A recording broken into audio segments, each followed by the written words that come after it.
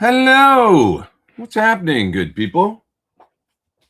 Close the door here in case anybody comes in so we don't have any interruptions. What's up? What's up? What's up? Good to see y'all. Well, just getting ready to go on the road. See some of you out there, I hope. So kind of trying to clean up some loose ends around here today and do everything I need to do, clean my house, all that kind of stuff. Super exciting. I want to show you a couple of things, though, that have shown up over the last little while. Number one, this let's start with this St. Helens hardware, which might just come in handy for me right now, for sure. Sorry, just noticing there's an errant memory card lying around here. Putting it where I'll find it later. Comes in this beautiful case. This is for any of our favorite guitars that came from Kalamazoo or maybe Nashville. But look at this beautiful Tunematic and stop tail situation. Gorgeous for your Les Paul. I have no affiliation with this company or anything like that, but they said we want to send you one of these to check out, so that's the extent of it. So I'm checking it out. But beautiful tailpiece, looks like an old one, aged, everything's right. I mean, they really got geeky about this stuff. St. Helens, it's called. And then they send the inserts, which I assume are probably, I'm not 100% sure, but I think the deal is case hardened steel with the originals. And I can't remember if these were brass or what. But anyway, they send you all that stuff. For the Tunematic, they send you the screws and the thumb wheels and all that. The Tunematic is pre-slotted. Now, the Tunematic on the old Les Paul that I got recently is sort of, it's fine, but it's like slotted not perfectly. The saddles, they're a little bit uneven on the E and the A, or sorry, the D and the A, which brings the D a little closer to the A string. For some reason, that was the way it was done. It's just not quite perfect. So I might end up utilizing this bridge, I think. Popping it on there, and, you know, it's fine the way it is. I don't really notice it in the course of playing, but it bothers me a little bit visually to look at. So I might try out this bridge and just see, I think, on that guitar. My gold top. 53 to 57 conversion that I got. Anyway, so St. Helens is the, there you go. St. Helens vintage guitar parts. You can look them up on the internet, do a little search for them. I'm sure it'll pop right up. Beautiful packaging too. I mean, this is like really nice presentation. If you need a Tunematic and a stop tail, they sure do feel right. Haven't tried them yet, so I can't completely vouch, but pretty cool. Okay, the next thing that I've got here, and I tend to, once I get off tour, check this out a little more thoroughly, but I wanted to show it to you today because I know Tim Pierce likes these, I do believe. Send you this little miking guide on how to use the microphone. I may try and listen to this today, but I don't know that I've actually got time to really do it properly. I've got so much to do before leaving. The day before tour is always like, laundry, house, I need to clean my tub, that kind of stuff. But look at this thing. It's really cool. It's a large diaphragm, but in kind of a small capsule. Sorry, large diaphragm capsule, but in sort of a small housing is what I'm trying to say. Beautiful, though. Roswell, the guitar cab mic. I think that's what they call it. Yeah, cab mic. There you go. They're sort of saying that basically you want to center it right on the center of like where the speaker cone is, right in the middle, the cap, and then back it up. Start with it back 6 inches, I think they say. Start with the mic 6 inches from the speaker. Yeah, and so I'm pretty excited to give it a try. I love cabinet microphones and hearing different ones and stuff like that. So it'll be neat to hear this thing. I'm really happy with what I've got going currently, which is a 1973 from Soyuz and a new Shure. I think they call them Nexodyne or something. 5. It's their cabinet microphone. That sounds really good blended. But I'm always hyped to try different things, and I know Tim likes this, and it can't be bad then because Tim's got great ears and always killer instincts for what's good for guitar tones. My old buddy Tim, I miss him. I wish we could do another Tim and Pete show or something. Tim and Pete Revisited. Maybe one of these days I can talk them into that. Because we used to have the best time doing that. It was so fun. All right, so that's it. I'm going to check out that stuff, actually put it into use and see what happens. Anybody got any perspective on it? Has anybody out there got any of the St. Helens hardware, or maybe tried the cab mic? Let me know in the comments here. I'm going to read through some of what people have been saying and stuff. Let's see. I had the same irritation with looking at uneven slots in my SG. Just ordered StewMac saddles, slotted them myself, worked out perfectly. That's cool. Yeah, I could always just actually do a single saddle too on that bridge because it's really the D saddle. I think that's the offender. But I kind of want to leave that bridge as is because it's a 50s bridge, and it'd be easier to just pop this on and give it a go. And I do that on vintage guitars. I mean, I've got on my old Strat a Sir pickup in the neck because it's got an old vintage. The pickups are all original and everything like that, but I wasn't totally happy with the sound of the neck pickup. And John measured it and said, "Oh, it's got a really kind of a low peak." So I wanted a little more clarity because the guitar sounded just a little dark for a Strat to me. So he suggested a certain pickup, and that's what we went with. And so I'm not opposed to doing that stuff. My vintage Telly has Ron Ellis pickups in it because the originals, which I still have, were the bridge was super microphonic, and the neck had some sort of intermittent short in it. So at some point I can get those fixed by somebody like Fralin or something. I'm sure it could do magic on them and make them 100%. But nonetheless, I put the Ron Ellis pickups in there, and they're friggin' fantastic sounding. So I'm not opposed to. The main goal for me is to make the thing work. Yeah. What else we got here? Let's see. What was the name of this? Yeah, St. Helens. That's right. St. Helens hardware. It's very nice looking stuff. Yeah. Need to change the post of mine. Inspired by Gibson Junk Explorer. Terrible quality for a mid-priced guitar. Inspired by Gibson. What is that? Like a Epiphone guitar? Is that what that is? Or not sure. But yeah, okay, what else we got here? I saw your Cocoa Boost on the pic you recently posted. I set mine exactly the same, every knob, even the switch. Really? Yeah. That sounds really good right there, right? I mean, with the clean boost about a quarter of the way up, you just get a nice, 4 dB kick or something to the front of the amp, just a little bit of a lift. And then with the mid boost up and the switch to the right, it just gives you this right at the right frequency for like if you're trying to just solo. The reality is I had that on a board for something else. I didn't have it on the board for the Satch Vai tour, but I did use it in rehearsal this week, and it's nice to have there for a certain thing. Like if I'm just trying to get a part to be, if I just want more for a second, it does it, and it does it in a slightly different way than my Unit 67, which is on my main board. So yeah, I've got a couple pedals on there. The Harmonist is another one that I didn't really need.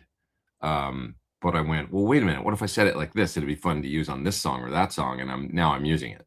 And so it's like, I made use of them, even though I don't like 100%. The main things on that secondary pedal board.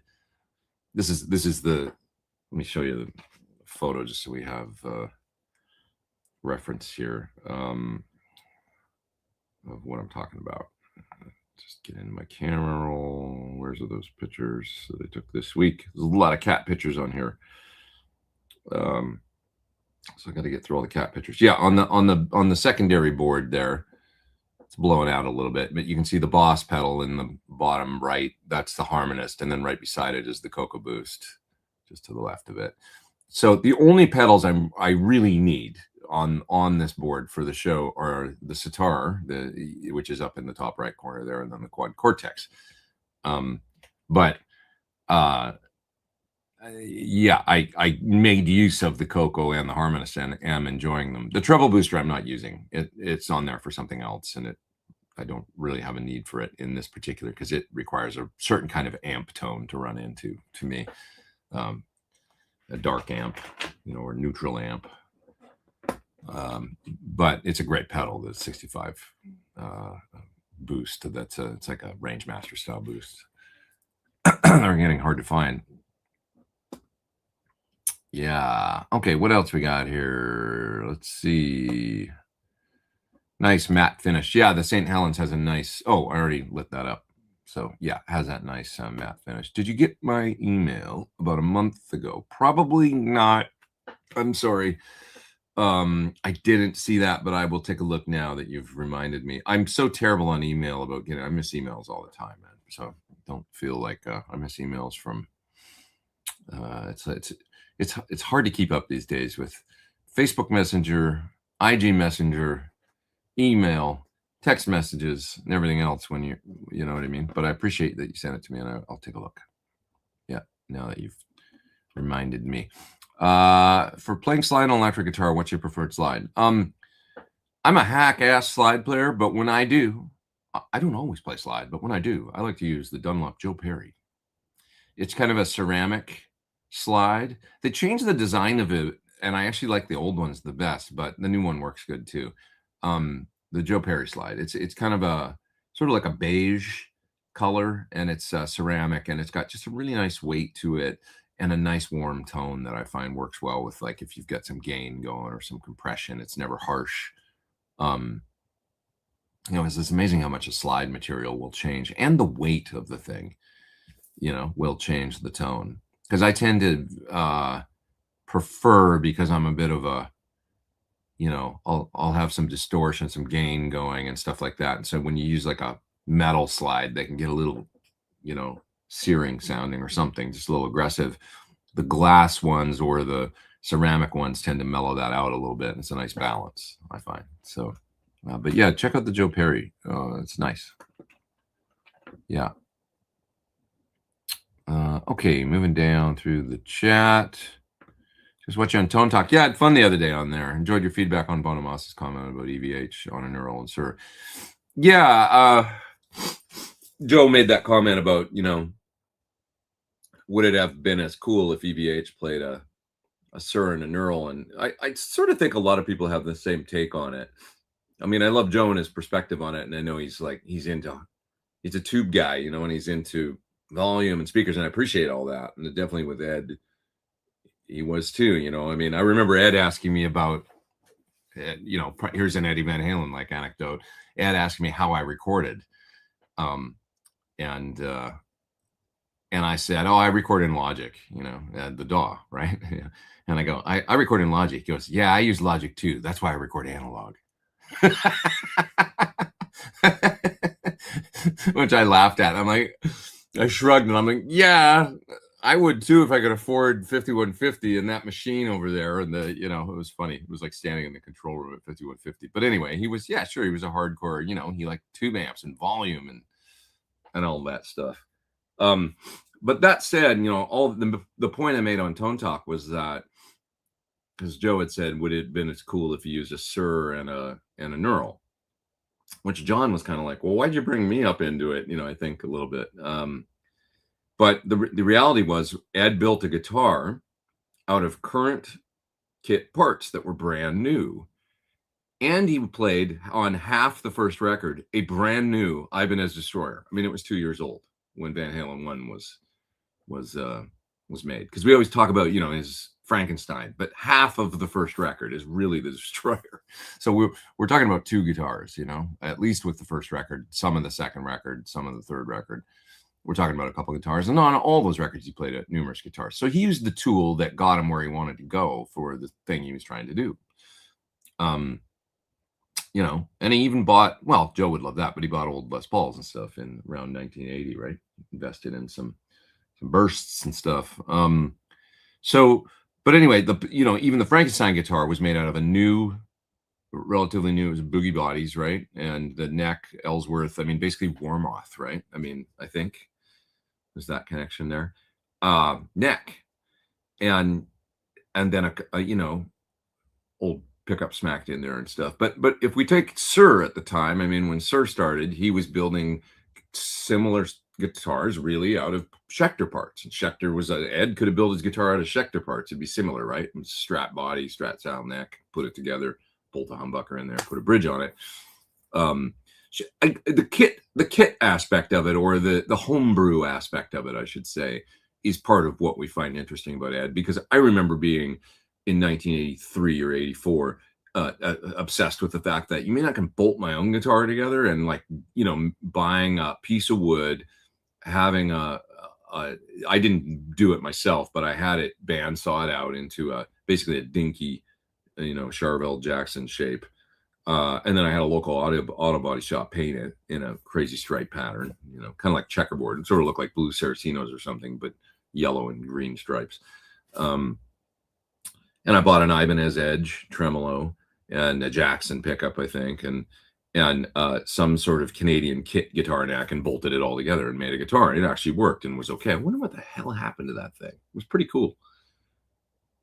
So much gear came through, you know, that I don't even know where it ended up. But anyway, that was inspiring for kids. You know, it was just fun because it was kind of like, well, the sky's the limit. You can do whatever you want with it. But the reality is, it was a new guitar that was put together, Ed's, right, out of new parts. And then the amp, you know, is Marshall, 8 years old when he got it, maybe 7, because it was a 68. So maybe if he got it in 75 or so, you see pictures of him in 75 or so. I don't think he had it yet. He had other amps, but he had that amp probably by, yeah, maybe 75, 76, 77 or something. The amp that we all, you know, the Magic Holy Grail one that he got from, I think, the Rose Palace or something in Pasadena was the house amp. And he bought it from them. They were probably the first owner. And then, because the amp was only like 7 years old or whatever when he got it. It was a 68. And you know, if he got it in 76, 75, 76, something like that, right? So it was kind of like gear of the day, you know? So I'm not sure the point really, because like, you know, and then Ed later on, once he had money, obviously, you know, you saw him move slowly to other people making guitars for him. Like, not like he still didn't tinker, but, you know, Ernie Balls were not that different than Sir. I mean, a California-based, you know, fancy guitar builder, you know. That was certainly the Music Man.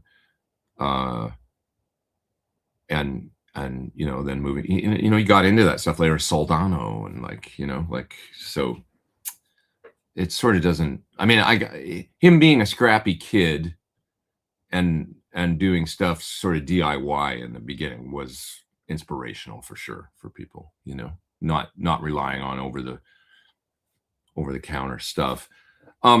There is something to be said. I mean, I love Neural, and, you know, I felt like I didn't emphasize that enough the other day. Like, you see the Neural on my current pedal board. I use it to great effect, I think, on my current gig, you know. And I use it I'm going to be using the Quad Cortex all year. When I've got a couple shows in Japan, I'm going to decided to take it and the little Wampler small power amp. That's what I'm taking, because it's just, I can do what I need to do with it, and I know it's going to work good. So that's going to go to Japan, and then I'm going to fly straight from Japan into a Five for Fighting couple-week run in June into the first week of July, and I'm going to take the same stuff. So I make great use of Neural, and I love Neural stuff. You know, and it's not a tube amp and stuff like that, but what they do is it's very forward thinking, and you know, the reality is that most of the people, the guitar players that I see that are using Quad and using you know, these things, they don't really care what we think about stuff anyway. You know, like the kids that are pros in their 20s, I say kids, but they're kids compared to me, so I can call them kids. You kids, you know. I think like Sophie Giuliani, she's a great guitar player, plays with Charlie Puth. She uses Neural. You know, Neural with an expression pedal, small board, and she's out there playing like huge shows, you know, doing stuff with the Quad and making money and doing great work, you know. I can think of numerous different situations like that, and it's like they don't, those people don't care what we think about what's, you know what I mean, sort of our you know, but whatever. I had not a beef, but just a debate with a guy on social media yesterday on, and it's, it's always fun debates, but he was insisting that he made a comment about records. People call them vinyl these days. We used to call them records.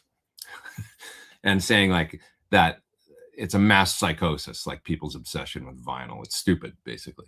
And I'm like, geez, dude, like, shut up. Like, let people have fun, basically. Like, let people have a good time with hobbies that they enjoy. And he's like, I don't care. He's like, it's stupid. You can't beat high-res audio, and he listed his whole system and put up a picture of it. And it's way better. And it's like, it's not really about that. This, now I'm kind of contradicting. I'm sort of shifting back in the Joe direction, saying it's not really about that. It's cool, like the old gear and things that we grew up with and nostalgia of tube amps and whatever. I'm going to equate that with records and vinyl. It's like, if that's what you're into and if it makes you happy, then so what? Do that. And this guy was like, no, it doesn't work with my sensibilities. And I'm like, that's irrelevant. Like, it's really fun to drop a needle for some of us and sit back in a comfy chair with the liner notes that we can read because we're getting older and they're big. Not staring at a phone reading liner notes, right? The physical, the act of putting the needle on the thing and the sound. The fact that it doesn't sound as good. What's good though? Because maybe the sound of the needle dropping and then a little bit of hum and noise from is comforting for some people. I think it is. I love it. To a point, to when the record gets really damaged and scratched or something, right? But I just think that let people do what they want to do, and it's cool. We don't all have to like the same stuff or whatever, and it doesn't mean one's better than the other. It's also subjective. Just because something is technically quieter, more hi-fi, more capable, less noise, doesn't necessarily mean that it's better to a flawed human being that appreciates nostalgia and the limitations sometimes of things, or maybe some of the things that we like about them. The limitations of a dial-up phone, that made sparks to, and it had a cable and you had to like be connected and you couldn't walk around the house and really do other things because you were tethered. The limitations of that are actually kind of advantages in some way and charming because you're not getting a text at the same time and getting distracted by something else. And then, looking at Instagram while you're on speakerphone and somebody's going, you're looking at Instagram. I know you are, no, I'm not. I swear I'm paying attention to you. All that stuff, right? Oh, what a rant. That was a rant. Okay. Yeah. Digging your hairstyle. Who cut your hair? You just got to search for somebody that does a good shag, that knows that, like, gets it, and go, I want lots of shit going on all the way through, all the way down. And don't cut my bangs in the middle. or only in the middle, I should say. And then let this stuff grow, And then also, like, somebody that gets how to do a razor cut is generally, as opposed to scissors, because you can get a little more drama going in there with the razor. So yeah, search for good, somebody that gets shags. Yeah. In your area. Like every guy had a 1973. That's what I always say. I believe the TPS folks were talking about St. Helens. Mix 345 has some parts. Cool. Does he have an old 345? Would love to see another Tim and Pete live stream. Me too, man. One of these days. Get back and do Tim and Pete Revisited. Would love that. So I'm on the podcast. Oh, was that maybe the same comment I just lit up, or maybe a different one, or maybe a repeat? Do you know some more of the Friedman IR load? It cannot find on the interwebs. Well, they announced it at the NAMM show, but it's not technically going to be out until probably the fall. There's a lot to there's software to write and stuff and things to do, but I am using it. I have one sitting right here. Do you want me to show it to you? Okay, I will. I just have to disconnect it because it's all plugged in here. But I will do that. Got it all hooked up here because I was using it to get ready for rehearsal. So there it is. We can talk about it if you want. This is it with no rack ears. And you can kind of see my settings where I've got everything. Any particular questions, just fire away. It's a load box with an effect loop and a killer machine learning power amp that lets you reamp at any level. And it's, I don't know how heavy. It's not that heavy, man. It's like probably, maybe it's 12 pounds, something like that. 11 pounds. There's the back. Everything you need. Nothing you don't. It works perfect. It's become a really nice part of my rig that I totally enjoy. Your haircut is really a topic here in the chat. Well, it didn't get up and leave, and I thought, you know, maybe I should like grow it out one more time, just have some fun, see what happens. That's Jen. What's up, Jen? How are you? You doing good? Just saw you're coming to Denver soon. I am. I will be there. I will be there. It's gonna rock. Good times. An empty shelf. Did you sell an amp? That seems to bother a lot of people. I should just put something in there right now to here. Let's take this and put it there. There. Now it's not empty. That's that killer treble booster from I think it's from Poland. It's awesome. Have you ever played at Wolf Trap before? I think I have, yeah. Maybe on the Jewel Rob Thomas tour that I did many years ago, probably with Melissa Etheridge as well. I think done Wolf Trap, yeah.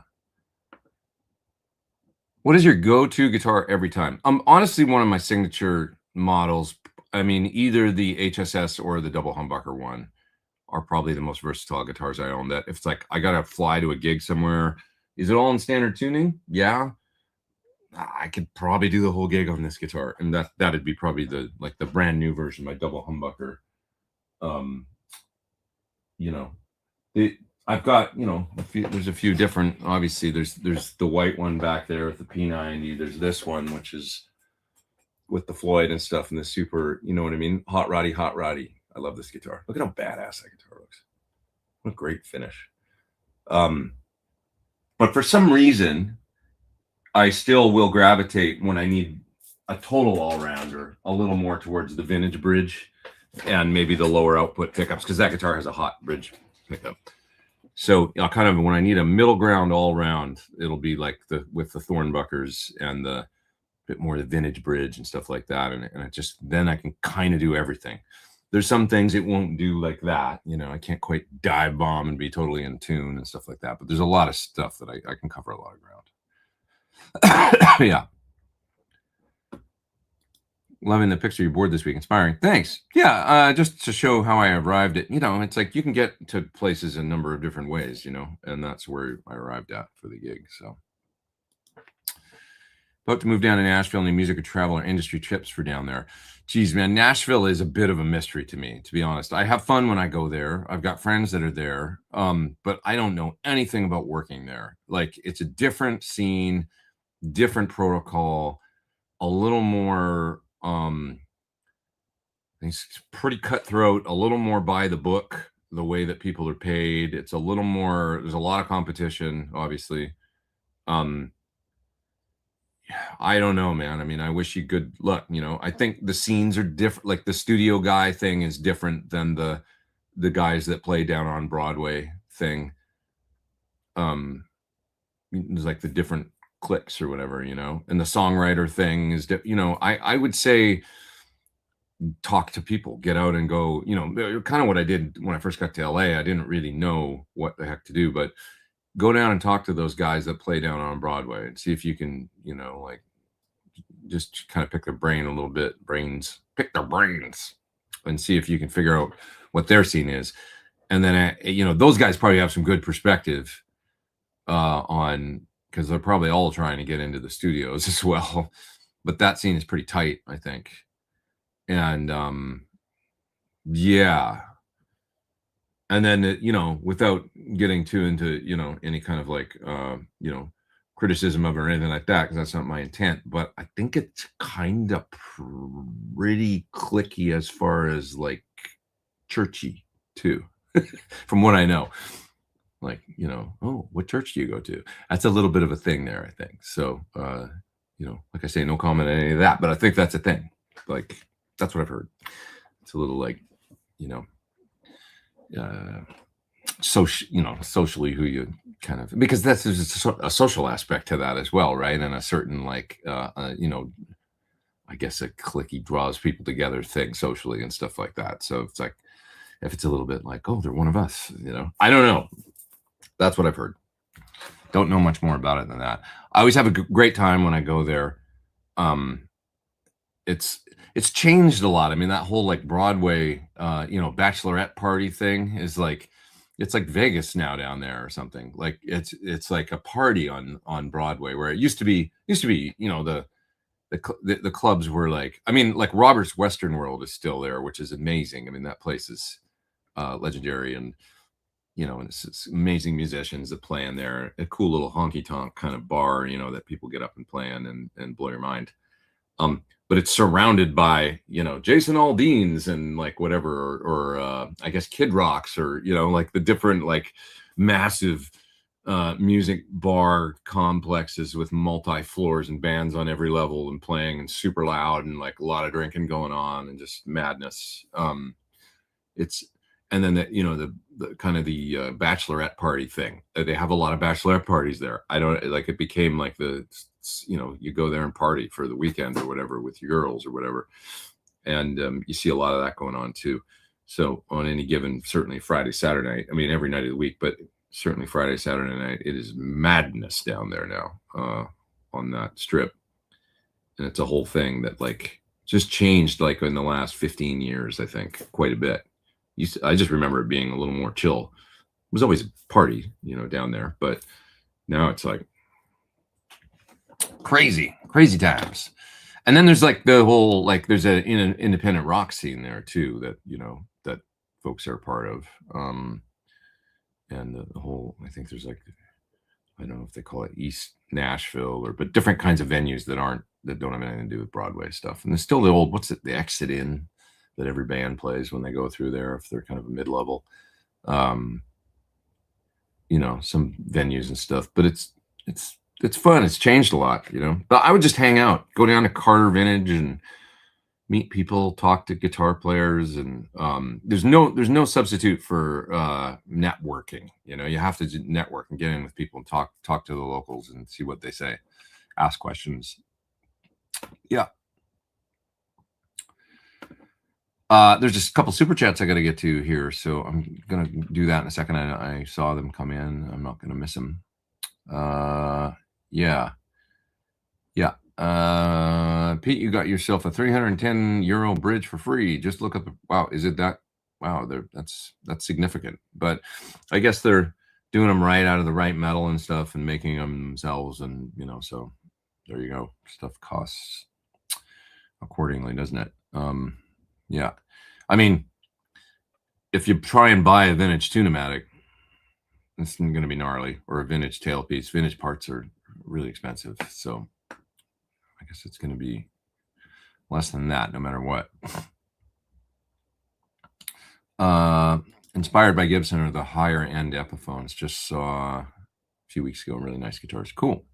Yeah, I mean, they look great to me, the higher end Epiphone stuff. I've seen those those one pickup Firebirds are kind of like Call My Name, you know, and you'll see them in like a beautiful silver or something, you know, and their Epiphone, they look really cool. I've seen those in stores and stuff. Yeah. Ravis sitar. Any advice for it? The EVH pedal that I'm using. Yeah, I find generally you got to keep healthy amount of the dry mixed in, and then all the other controls, just start with them at kind of around 9 o'clock, and then just see what they do. You know, you're going to hear sympathetic string one. You bring that up and you'll play, and then you'll hear the sympathetic strings ring afterwards, and sometimes that gets in the way of everything, but just a little bit of it is cool. You'll kind of hear the droney kind of octave-y stuff get blended in, or more like the fundamental and then the octave. And you kind of I end up with them all somewhere below 10 o'clock. And it could be almost off, or 9 o'clock, or, just like up a ways. The dry, I've got at least noon, if not 1 o'clock or 2 o'clock, I think, right now.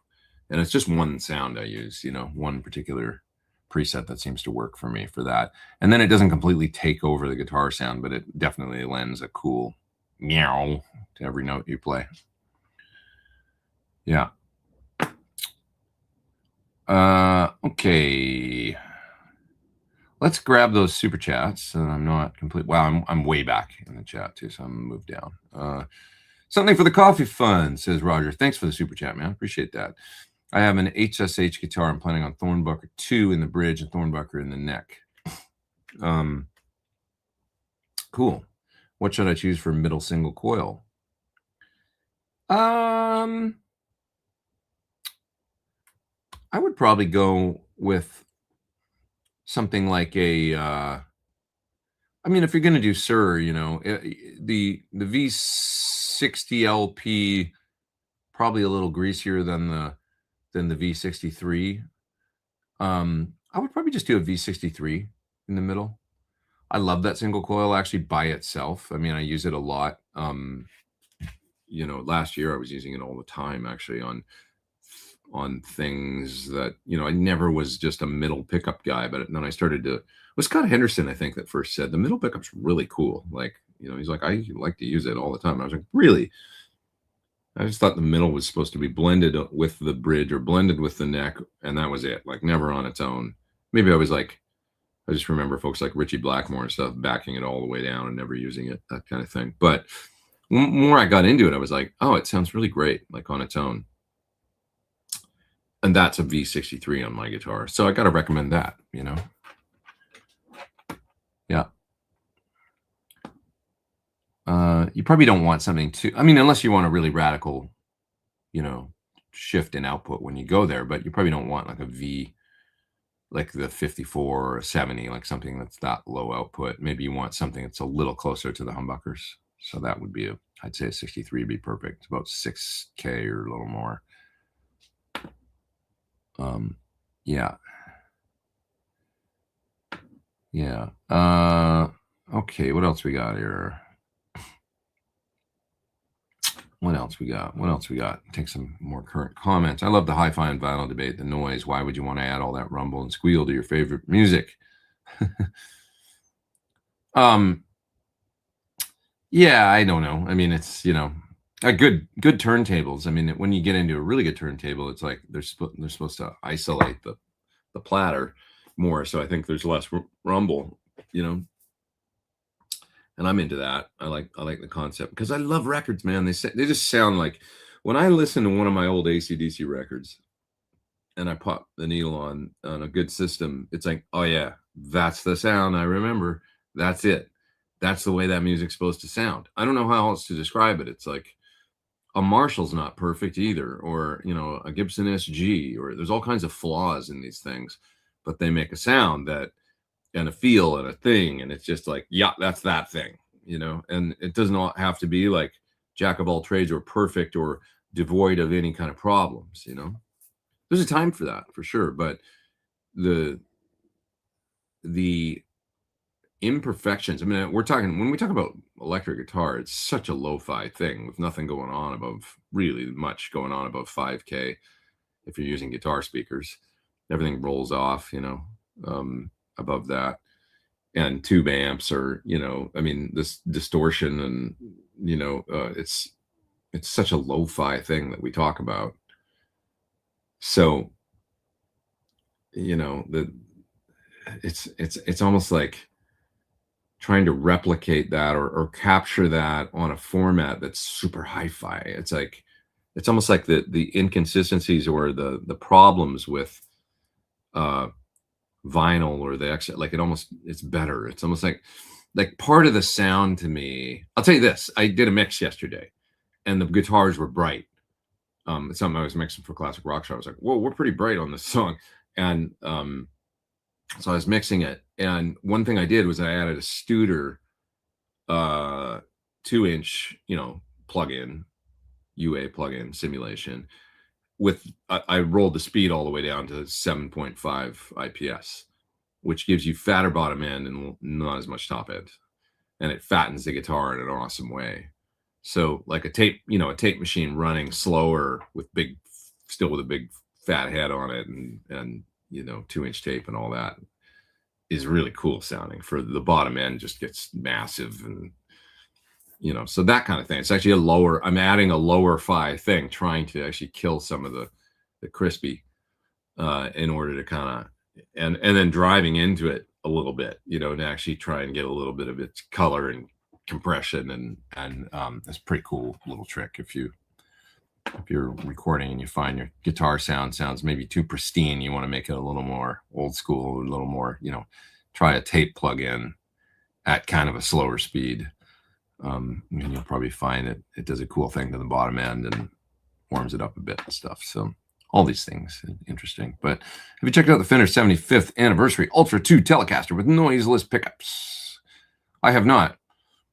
What are my thoughts about noiseless pickups? Well, now it's kind of similar conversation to what we were just talking about. I like the concept of not having any noise with my pickups, for sure. And the Surs do that through an interesting, their silent coil system, the SSC2, more than good enough for me. If the pickup sounds good, that's all that really matters. I don't care if it's a stack or if it's, got some other silent coil thing or like the old EVH system, that Sur used before they developed their own. That kind of thing. It's however you get there is cool. But also, I don't even mind. I mean, single coils are a pain in the ass on certain stages, where it's just like the noise is as loud as your guitar fundamental tone. That's a pain. But it's so venue dependent. But yeah, overall, it's great to have noiseless. I mean, when you're recording and you want to add a bit of compression to something like a Tele or a Strat, and it just, bzzz, and you're like, oh man, how do I get around this? And you got to sit at that one angle, the 180 degrees, find the quiet spot. If there's a way to kind of correct that, I guess it's pretty cool, to get around the noise. But yeah, I have the, nostalgia aspect. I don't really mind vintage Strat single coils either, or Tele. Yeah. Yeah.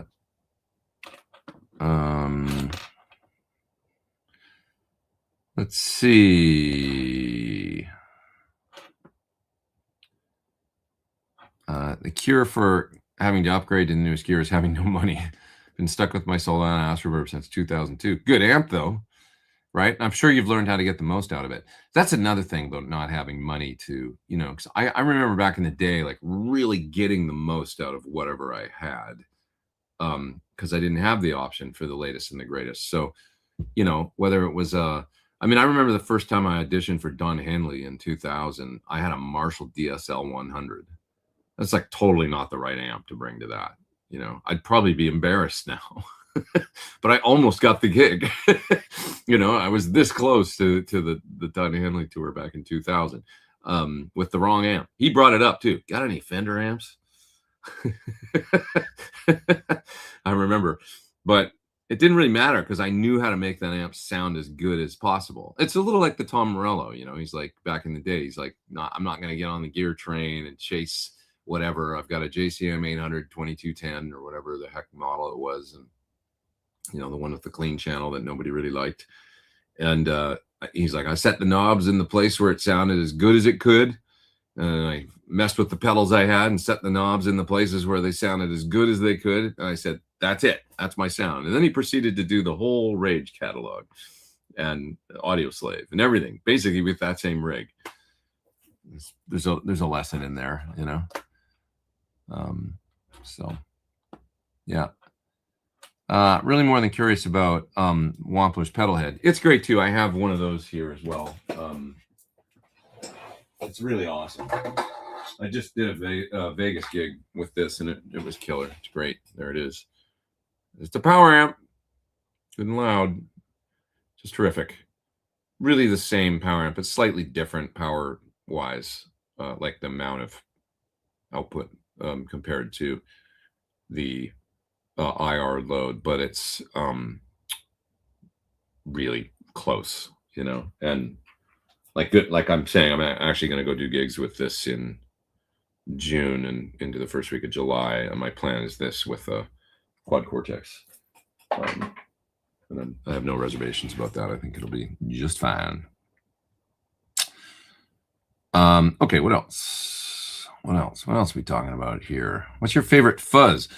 As soon as you said that, I thought, because I showed this on Tone Talk the other day, I've got numerous different ones that I really like, but this is one of my all-time favorites. And this is kind of a industry secret weapon. The Hyper Fuzz from Boss is amazing. If you can find one, they're tough to find. Does just a gnarly fat octave fuzz that's really, really cool. I love the got it right here at my feet. Starlight from Crazy Tube Circuits. That's a great, it's not an octave fuzz. It's just almost sounds like an overdrive at lower gain settings. Then it morphs into distortion into fuzz as you get the distortion amount up. It's amazing sounding, man. Like really, really good sounding. It's the fuzz for people that don't understand fuzz.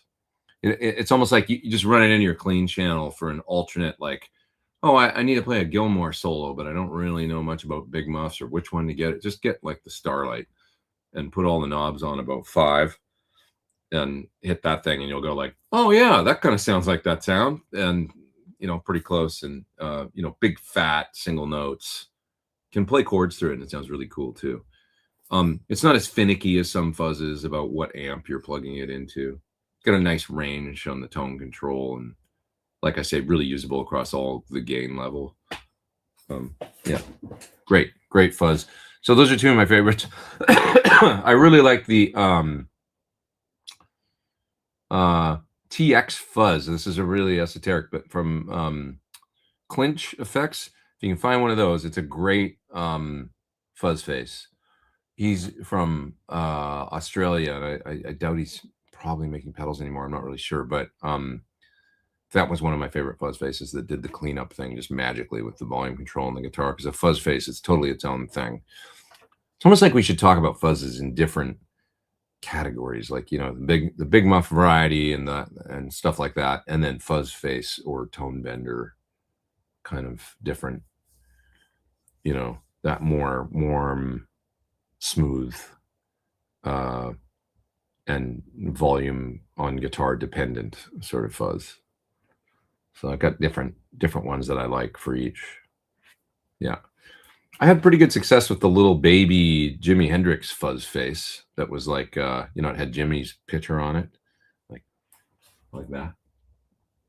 And it was like a mini pedal. That worked pretty good. I used that. If you watch Classic Rock Show, Voodoo Child, you can search out that and you can hear me use it on that. And that's just a little mini pedal like in front of my amp. For that one song, I'd get rid of the wireless and just go cable into the fuzz face and then into my pedal board.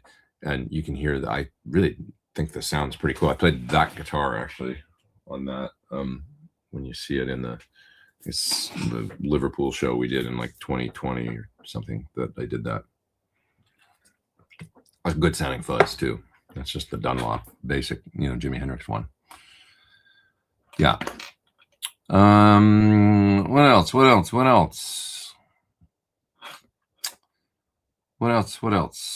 Looking through questions here. 1 amp, 1 cab, 1 mic for the rest of your recording life. Oh, I mean, dude, it's probably a PT100 and a green backloaded cab. I can do more with that than just about anything. I'd be sad if I could never use an AC30, you know, or different things. I mean, I love my Soldano too. I love that boogie up there. It's really fun to play through. Old Marshalls. But if I got to do a job, if I got to do a number of different things, the PT100 is like, I can get so much out of, you know. That's why it's been my main live amp. almost without exception, my only live amp, other than a couple things I did with SL68 or the Kelly, but since 2009 or so. Just because I know when I go to do a job, I can get there with it, Yeah. I'll see the U and band in Chicago. Will you be doing any meet and greets? Steve and Joe do stuff. They do like VIP package things that you can see probably on Joe's website and stuff. But that's not something that I'm a part of. It's just the way that it's worked out. So, but you can get involved in Q&As and things like that with those fellas that are pretty darn cool. I've sat in on a couple of them. Yeah.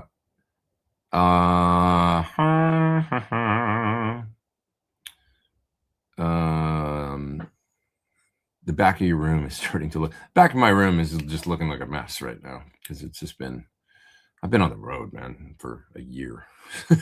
So this room, unfortunately, YouTube's taken a bit of a hit for me because I'm away touring a lot, and I should probably maybe put 30 minutes into just cleaning up this room a little bit. But I got a lot of stuff I got to do today because I'm leaving tomorrow. But I think after I get done with you guys here, I'm going to do that. Just pick up a little bit around here and make it a little more organized because it's getting a little crazy. Tends to happen. A stereo power station would be a purchase. I have the PS2A with like a stereo valve power station rather than having to use a solid state rack.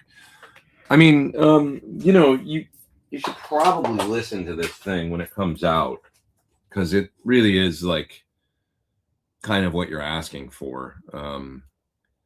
I know the idea of tubes is, and the power stations are great, but I don't think he's going to make a stereo power station anytime soon. It's heavy. The way it is, it's heavier than this, right? And it's like substantially. I'm sitting here looking at it, the one over there. And there's a lot of factors involved. Hot, noise, with transformers and tubes and things like that. Yes, it can sound great having tubes, but I swear to God, you got to try this thing. That's what this thing is designed to do, is do that sound with brand new tech. And I'm certainly not complaining. I think it sounds killer. So yeah. What else? Your Sur guitars remind me of Fender Aerodyne Strats. I know what you mean. Kind of high tech humbucker. Maybe the Aerodyne, maybe they got binding, some similar looking stuff. So, yeah. I could never get used to a locking nut. Says I love music 2003. I like the ability to change tuning on the fly if needed without having to get tools. Yeah, I get that.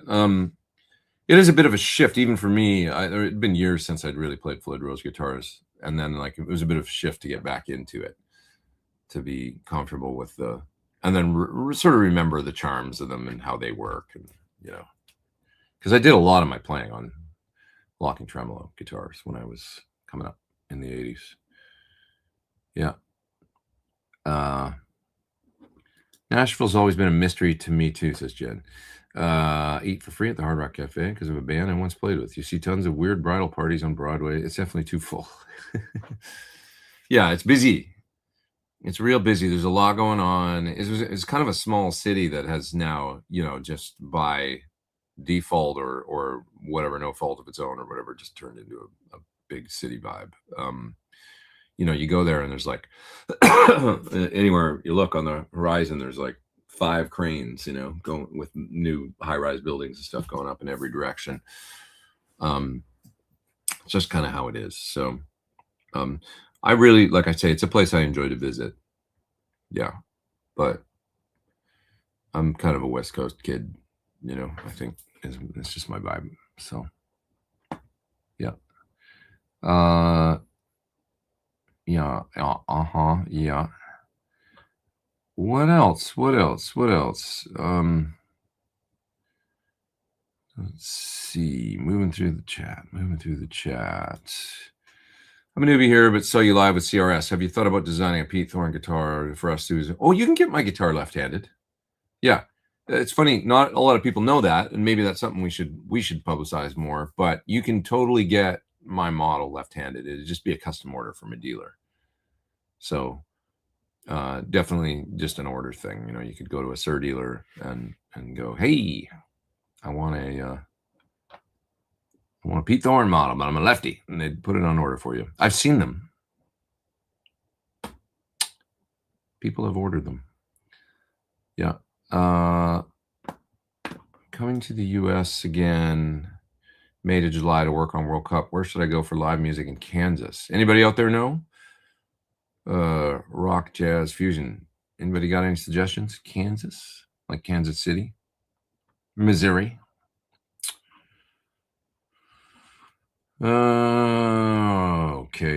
Okay. Any tips on getting the final polish on recorded guitars for videos? What's your process? I try to do very little for my videos because I want you to hear whatever I'm trying to represent. So what I'll generally do, the most I'll do is to high pass at, you know, maybe 80 or 100 at the highest, but more like 80 high pass to keep the low end clean. I might add sometimes on the solos to make the solo poke a little bit. If it's trying to get above rhythm guitars, I might add a little 2K just on the, like, and I mean like 2 dB, and you can just hear the solo lift in just that vocal, you know, range that's like, you know, just puts it above the rhythm guitars a little bit. It's kind of a fine line, but as opposed to just raising the volume, sometimes I'll just EQ in that range, and that raises the volume at just that point. Anything else? Sometimes it's nice to have a little bit of a room to kind of glue everything together, you know, especially if you're recording, you know, in kind of an enclosed space with a mic on a cabinet real close, and there's no air. So as opposed to like a traditional reverb or something, I mean, it's kind of a form of reverb, but I might use something like the Ocean Way or Sound City Studio plugin to add a fairly, you know, like a somewhat lively but not real big room sound to the guitar bus, and maybe pour a bit of the drums in there too, and then it just kind of ties in my mixes, everything together in a way that makes it sound like a little more lively, like it was recorded in a space, and a cohesive sound, you know, where it was like a band set up in a room, just a little bit of that. So I really love the look into the Ocean Way or Sound City Studios UA plugins for that. I'll use for a cheap plugin a lot. I'll use the Sunset Sound reverb from IK Multimedia, which is the greatest thing that you got to get for the Van Halen guitar sound, because they've copied the chamber reverb there at Sunset Sound down to the T. You know, you can get that chamber sound that's on Van Halen 1, Van Halen 2. Sounds really great. So that's nice to have, but it's also great to have just for the room. Like I'll use the Studio 2 room sound sometimes for the thing that I was just talking about, to add a little bit of room to guitars, drums, everything, just to tie it all into a space. Yeah. And then on that, you know, on a bus, like if you're mixing, you know, always a little bit of glue on the bus is good. Like little SSL goes a long way. SSL bus compressor, just getting a couple dB of compression, bring the makeup gain up so that you don't lose any level, and you can always hear it. Just glues things a little more, puts everything in a little more polished space together. Yeah. What do you think of social media guitarists embellish for status on YouTube? What do you think if social media guitarists that embellish for status on YouTube? What do you mean? I'm curious of your question. Like I want to answer it, but I'm like, embellish. Do you mean like not really playing? Do you mean that, like, kind of, you know, doing playthroughs or whatever to pre-recorded tracks or whatever, and making nice videos for social media? Is that kind of what you mean? I wonder if you're still here. Let me. I want to answer that. So let me know what you mean. Just define that a little further. Let's delve into that. I'm inspired by Gibson Cherry ES335, and it's freaking awesome. Awesome. The Friedman's not available till November. Yeah, something like that. End of the year, into the fall. That's when these products will come out. They were announced at NAMM, but I'm the beta tester now, and then they'll be out later in the year, and everything will be perfect. Play something for us. I don't have a tone going right now, so I don't have any. I don't have any means to do that for you right now. But some of these shows I do. If you want to see where I was playing a little bit more, you might find interesting the show I put out a week ago, which was where I was demonstrating my boards, and I had my whole tour rig basically duplicated in here. I had it set up, and you can hear some of the sounds and things that I've done for tour with Satch Vai. So that's a video that's out. It came out about a week ago. I think I called it Studio Live, but I don't like to just pick up and, without a sound or something. It's not, just don't have anything dialed in right now. We got to maintain a certain level of quality around here. Are you doing MIDI pedal demos lately? We're planning on some. It's really past time to get my version 3 of Tone of the Gods pedal demo done by you. If you're keen, you may think it's epic. I remember your pedal. Yeah, that was a while ago. I'm not doing anything till July, but come summertime, there's going to be plenty of time. So a few months out, and then I'll be back in here and trying to rebuild my business that has suffered from me being away all the time. I've had to turn down so much work because it's like you can't do everything, but it's like it's the grass is greener or quality problems. Both those things at the same time. But definitely come the summertime, I'll be putting out some, hey guys, I'm around again. Don't hate me because I wasn't available. So yeah, hit me up in July. Yeah. Let's see. Just got Wolf Gang. It's a great guitar, very different, but does that thing. And for someone with a bad back, its small measurements help a ton. Yeah, they have a nice kind of compact thing, especially the something about the flat top version, like the Wolfgang specials or whatever they call them, that seem even more compact. Like there's less. Maybe that's just an illusion. Maybe they're the exact same size as the arch top ones, but yeah.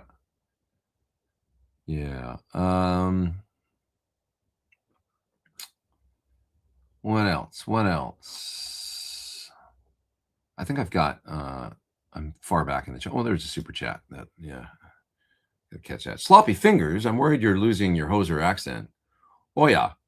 Oh, I can get it back, like in no time at all, Like it's not a problem, And if I go up north and I drink some beer with my friends, it's just like right there. Yeah. It's definitely in there, imprinted. A Canadian redneck accent for sure. It's the first thing I ever did. It's not going away. It's not, as a young lad. Oh yeah. Sure, Take off, you hoser. Could I plug in something like the UA Lion into the pedal head? Yes, you could totally do that. It'd probably be ripping. Turn off the R's. The R's. You got to shut off them R's. And then run it into the pedal head, into a speaker cabinet. It'll knock you on your ass. Thank you for that super chat, by the way, Sloppy Fingers. I appreciate that. And let's see. To me, best fuzz is the ones from R2R Electric, all handmade from vintage parts, and there's only one builder. Probably great. I mean, a fuzz is a really simple circuit, and for sure, if you have somebody that appreciates them and builds out of the right parts, you're going to end up with something cool. That's the reality. There's nothing to them when you look in there. There's like 5 parts, I mean, like fuzz faces and stuff like that. There were barely any. There's nothing to them. So it's like, as long as you use the right stuff, put it together nicely, you're going to get that magic stuff that, it's a super lo-fi brutal box. Fuzz Face Flavor, Muff Flavor, Tone Bender Flavor. Those are kind of the big three vintage anyway, I think.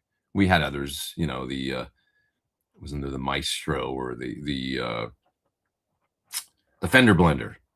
That's killer. But yeah. Isn't the Rat a form of fuzz? I like to think of it as fuzz, but it's kind of got something going on, not dissimilar to the Starlight in that it like sort of a distortion.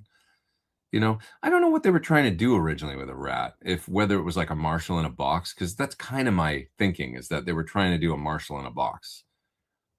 Because they sound more ampy to me, more like a distorted high gain amp than a Big Muff, which is its own big, huge, wide thing. A Rat can kind of do a Marshall, you know, like it was the original kind of like sound like a cranked up Marshall pedal, I think. Am I wrong? Am I crazy? Because nowadays people talk about Rats like they're more like a fuzz. And I'm like, to me, it was like an amp in a box pedal back in the day. Set a certain way. I mean, the filter control is real powerful on them. Yeah. Yeah. Looking for a gnarly octave fuzz, check out, yeah, Ian Thornley saying, see, I haven't tried that yet. That could quickly become one of my favorites, but I haven't got my hands on one yet, so I got to give it a go.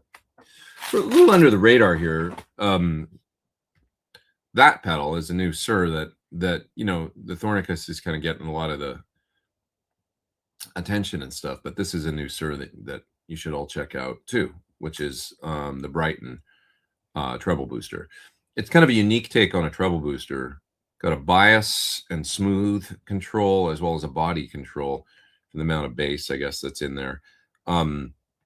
It's, I believe, kind of a silicone design. Most treble boosters are germanium.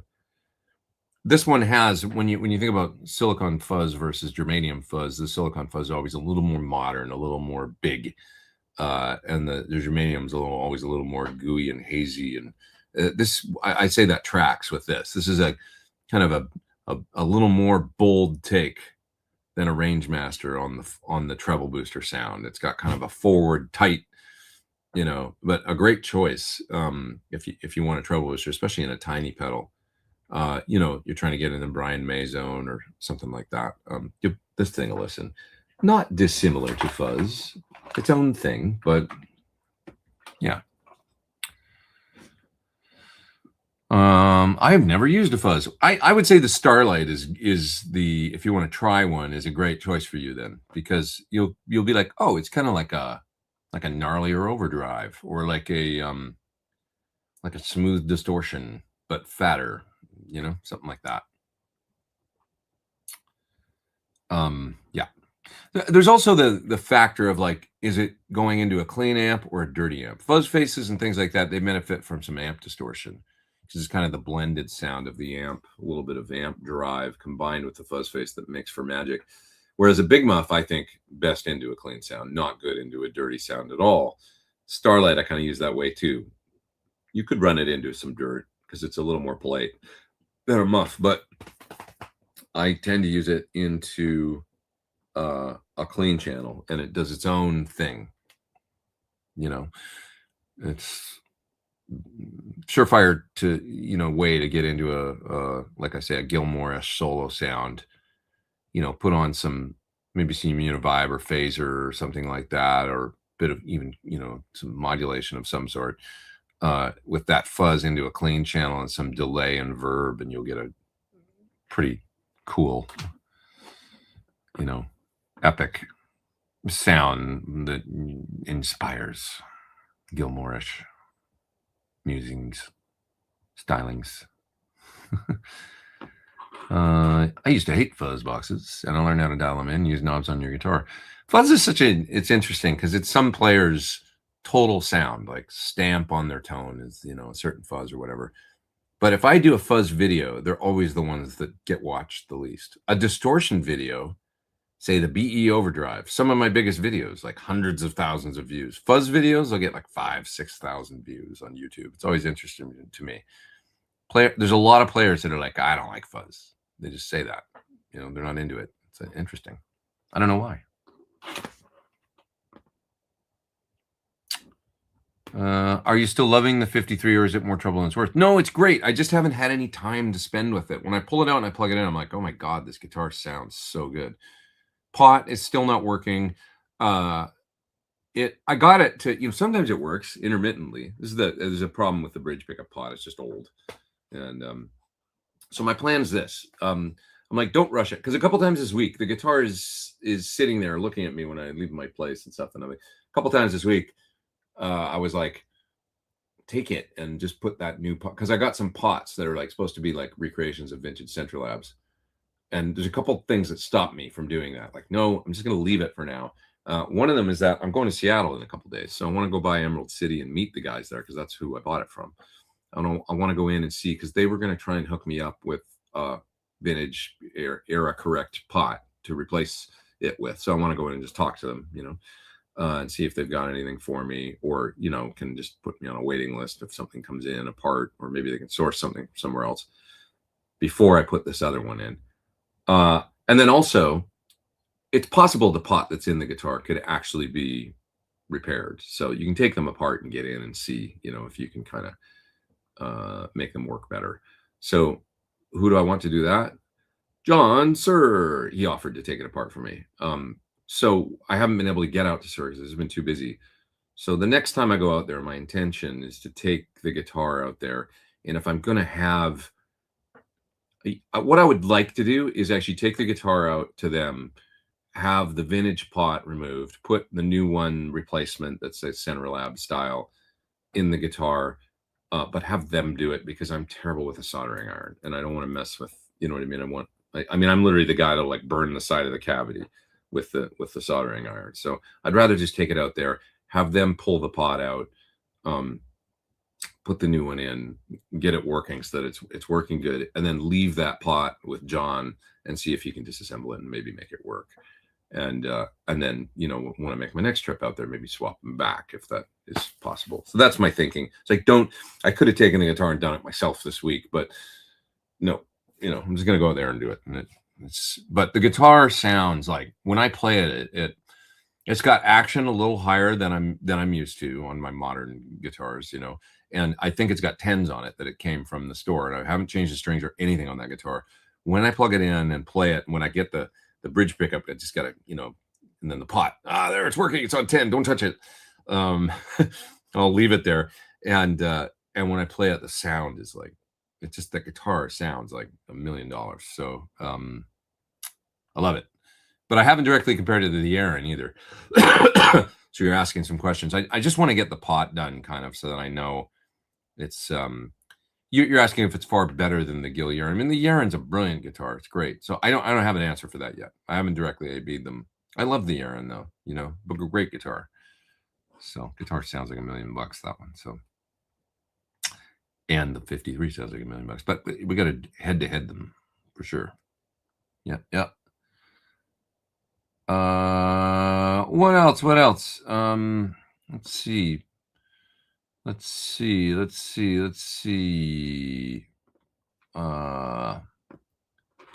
How is it that you allowed Britt to not know Pink Floyd's In the Flesh? Well, here's the thing. She was born in 93, and so she knows a lot of older stuff, but there's other stuff that she'll go like, oh, I mean, she guessed at the end. She was like, it's Pink Floyd, but like The Wall is not an album that I think that she's, put on repeat. Like the Beatles, she was like so super into the Beatles. There's not a Beatles song that she doesn't know. But there's plenty of you guys would be, the guys our age would be surprised. I meet people all the time that don't know who Soundgarden are. Younger people.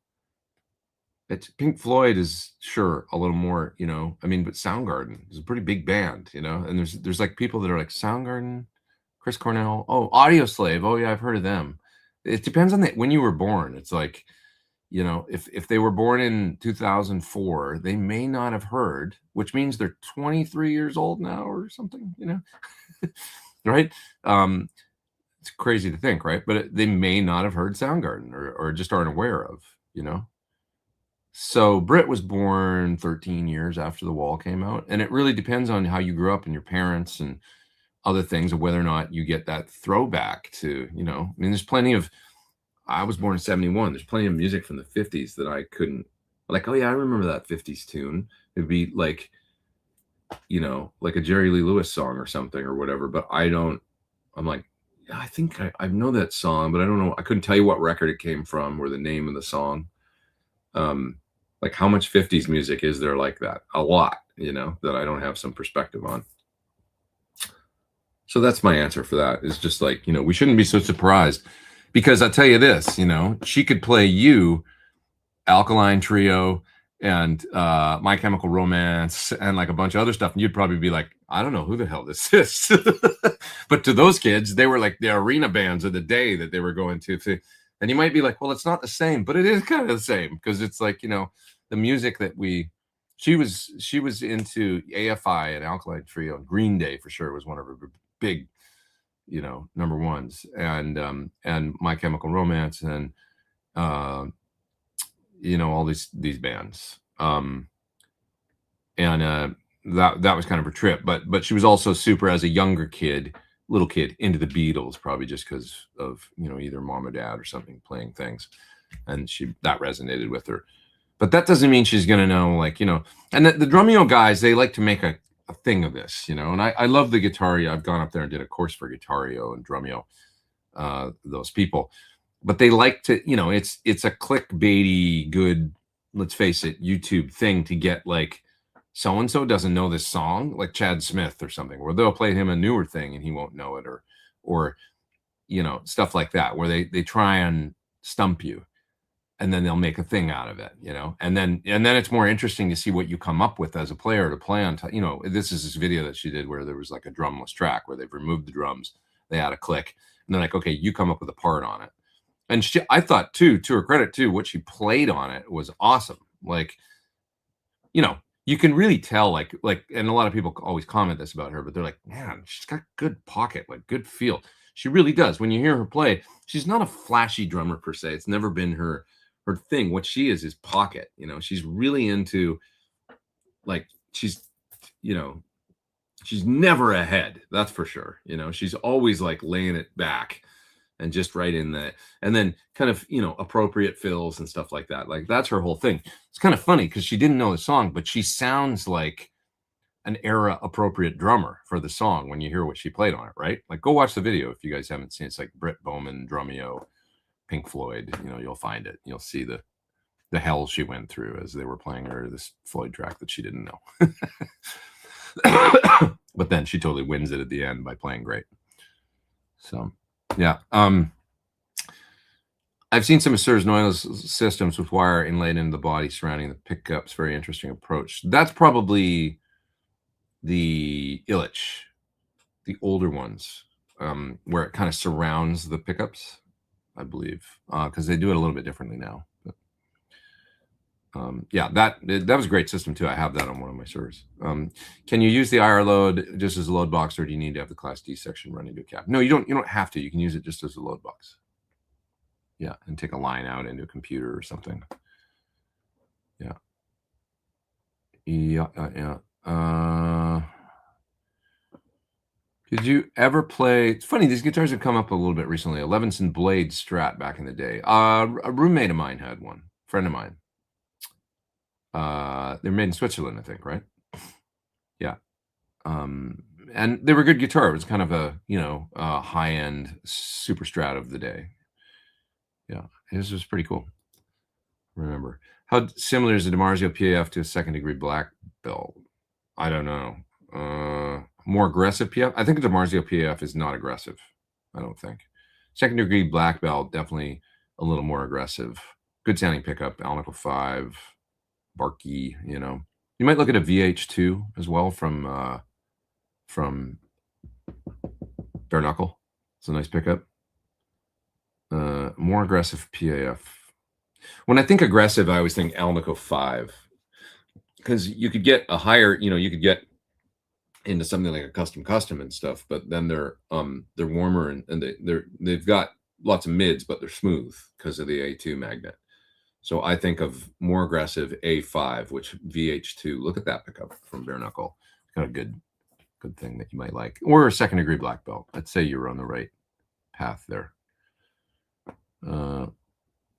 Yeah.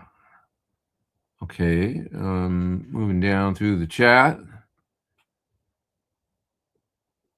Moving down through the chat. Who else we got here? We got RJ here. What's up, dude? How are you? Might see you soon, right? In Portland, I think, maybe at the gig. Saw a video of someone note using your signature pedal, but I was falling asleep and forgot who it was. I wonder who it was. Okay.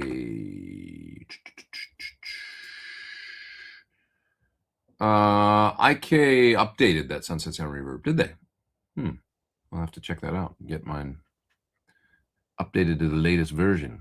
I wonder what they did. Social media guitar, lie about things to make money. What do you think YouTube should do? What do you mean, though? Like, can you be more specific about they lie about things to make money? I don't know what that means. I try and be in my channel always avoiding, like I always said, I will never do a product video for something that I don't think is at least good. You know, that's how I stay out of that. You know, if I got something and then I work with it, because this happens, you know, I'll work with it for a day or half a day. And I'm like, I get this sinking pit in my stomach where I go, I'm going to have to email these people and tell them that I can't do this. And I hate doing that. And there's a number of products that's happened on. It's not that common, to be honest, because just about everything these days is good. Because it'll never get to the point where it's not like I'm looking around my room there's a Nocturne reverb from Keeley. Great. Ecstasy blue pedal on the floor there that I was using for something. Great. You know, this thing. Great. Like literally great distortion pedal. Like watch my video on it. That's the way it sounds, you know. Anything that's sitting in here, there's an amount of stuff that, look at this microphone. You know, I haven't tried it yet. I think it sounds good because Tim Pierce says, but I'll reserve judgment. This stuff, I mean, beautiful. Like everybody's making great. We live in this golden era of stuff where it's like, so I don't know if that's what you mean or if it's more about lying about their playing. Like, I'm not really sure, but to make money.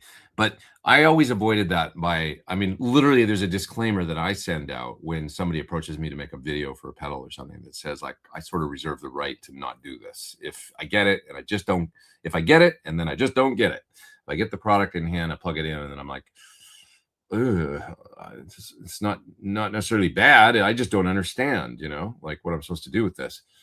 Then I'll not do it. So that's how I've always avoided that. And that's why I think I've been able to stay relatively kind of golden in the world of, like, I'm not full of crap, you know, and people can tell. It's like if it's in here and I'm using it, then it's like it probably makes a good sound, you know. There's so much good stuff. Why would you choose to, you know, I get offers all the time to make videos for things that I just have no interest in as well. You know, I'll give you an example. And they might be good, but I get a lot of from China, a lot of like emails for wireless systems, for these little wireless systems with little receivers and little transmitters. Would you make a video of our next generation wireless, you know? And I'm like, no, because the reality is that I can't use that. And I don't, whether or not it sounds good, I don't trust, you know, because I've had wireless systems bite me in the ass in the real world. And so I use Axion, which is like $4,000. And it's just sure that I know I can use anywhere on earth in a professional situation, you know, and it's going to work. I can use it, you know, on the whole Satchvi tour last year. I can use it going on stage in front of 70,000 people at Hellfest.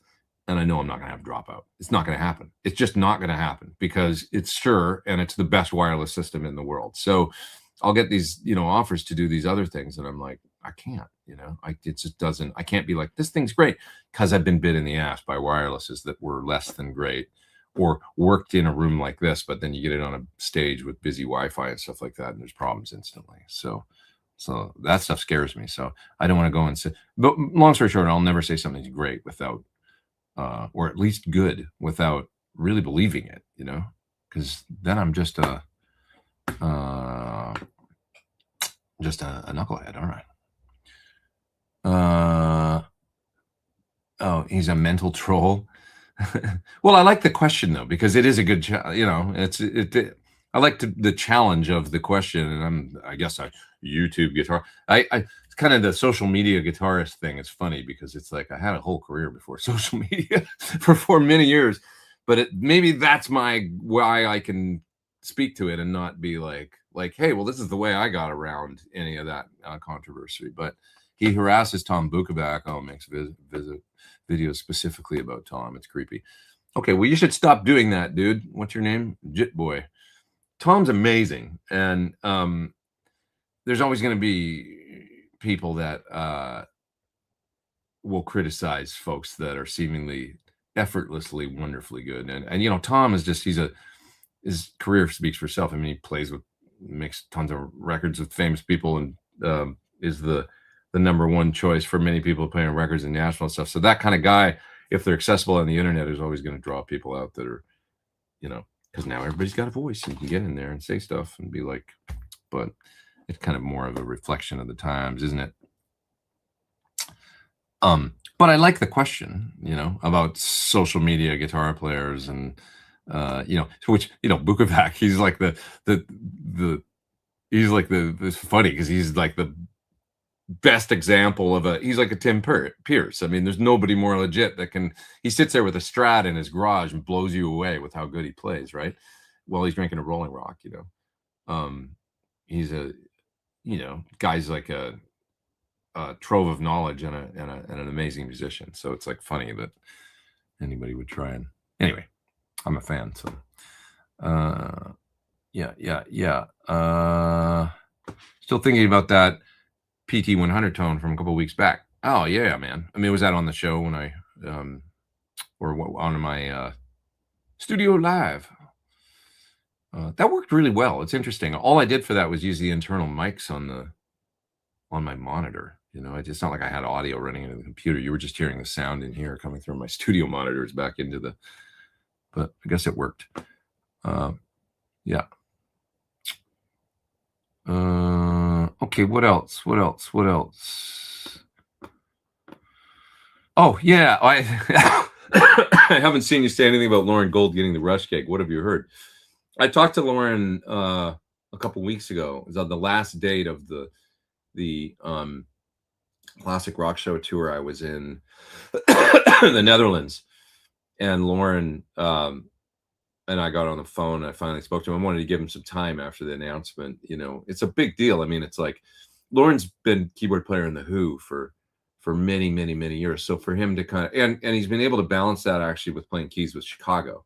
So he's played keys with two legendary bands, and now got the gig with Rush to help Geddy out, when it comes to making the keyboard sort of an easier job for Geddy, so that he's not constantly jumping between Taurus pedals and keys and bass. And so Lauren's in there now doing it. And, I don't want to, it's all confidential and, whatever else. But basically, I mean, he's doing rehearsals with them and stuff and having the time of his life. And I can just say that he says like everything's great. And that, everybody sounds terrific, and they just make each other laugh all the time. Lauren's hilarious is the one thing about Lauren. He's an asset to any band, not just because of his musical abilities, but he's so funny and dry sense of humor. He's got a lot of interest. He's really into baseball. He's really into he can golf like crazy. So all those things, I think probably the baseball thing, I think Geddy's like pretty into baseball. I'm sure they're bonding on many different levels, but he says they just make each other laugh all the time because Lawrence, he's got a real dry sense of humor. That's going to work with those guys. So I'm just so happy for him. I'm going to catch a show, I think, in July, probably late July or early August, or maybe a couple shows. I might take a little because I've got some time after all my touring gets done right now, and I'm so stoked for this time where I can just kind of, I mean, it's like, I want work to come along, but I also don't want work to come along. It's like I want to get back in here and actually just work on YouTube videos and stuff like that, and work on maybe some new songs, a record, that kind of thing. I'm so looking forward to that after like a year and a half of touring. And then I also just want to take some time for myself to do some fun stuff. So I thought, well, let's go on a little Rush jaunt and maybe go see 2 shows, like follow them around to a couple different cities. And now that Lauren's there and stuff, and just like, that seems so fun to me and exciting, you know, just, so we talked a little bit about that, and I just couldn't be more happy for him. You know, he's a lovely guy and he does a great job. And Lauren is an amazing keyboard player that he's really great at accompaniment. And you know, if you're playing a piano ballad and you're trying, it's a certain skill set that, you know, when a guy plays piano and there's a singer singing, not that this has anything to do with Rush, because there's none of that going on, but it's like when you hear him play, like, so I toured with him a lot in Japan with Joshi Nagabuchi. And when Joshi would, you know, and Joshi's singing in Japanese too, it's like, there's that sort of extra barrier to the communication. When you feel a singer's time and you're playing, say, something like a ballad with them and they're singing, and the way they pause, and then when they take a breath and they're coming back in, and the way Lauren would play was just perfect. It's like he's so locked in to that skill, and he plays with a lot of like authority on the piano, you know, so you just feel this confidence coming from the keys, and never a bad note, you know, it's always just perfect dynamic, and he plays with like this, you know, and he might have an iPad open on the piano while he's doing it with the baseball game on. Sorry, Lauren, if you watch this ever, gave up your secret. That's not a chart. He's watching baseball. No, he's not going to do that on a Rush gig. Wow, you never know. But he's so good, honestly. So I just couldn't be more happy for him. Could have happened to a nicer guy. Yeah, that's that story. The neck angle on the Archtop Wolf Gang is an underrated design feature of the Peavies anyway. That's interesting. Yeah, I wonder if mine has that. Probably does, because of Floyd being a certain. Although the Floyd's countersunk on mine, isn't it? I gotta take a look at this because I was wondering about this the other day. Yeah. Yes. Yes, it is. The route is so stealthy. I was thinking about this, and you know, I've never even noticed this before. But here's my Wolf Gang. And the bridge is countersunk, but the route does not go really. It almost looks like there's no route, right? It looks like it's flat top mounted to the guitar. And that is cool. That is cool. Has me thinking. And it's painted under there and not black. I love the way they did this, actually. Because I was thinking about this, and I've you know, I didn't have the guitar in my hands. I was like, is the Floyd countersunk on my EVH? And indeed it is. I mean, you know what I'm talking about, right? Like, you know how a lot of routes look like, that go underneath the bridge, look like a big route around the back, and it'll be black inside, you know, and you can really see it. But this is so stealthy the way they did this. It's very nice. Okay, enough about that. But anyway, that's cool. Yeah. And we got 305 people online. I can't sign off yet. It's 1:49. I'll go till at least 2:10 or something like that. I'll go another 20 minutes, something like that. So we got more people here than ever. Than the rest of the show, just showing support and helping to take over the world with screaming guitars. I love it. Thank you, man. Thanks for the super chat. And I'll grab that other one up there in just a sec. Thoughts with the Myriad Fuzz. Is that the I've got limited experience with that. Is that the Josh Smith pedal? I got to give that a try, to be honest. I just haven't had a chance. Yeah.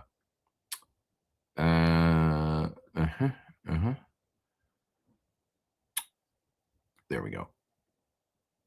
The perfect fuzz with my super reverb. ISO. Which one is that? Sparkly cleaner, too pissed off on 10, but most are so gainy or bassy or compressed. Square face. Suggestions. Yeah. Oh, in search of. I see. The perfect fuzz with my super reverb. Sparkly clean on 2, pissed off on 10.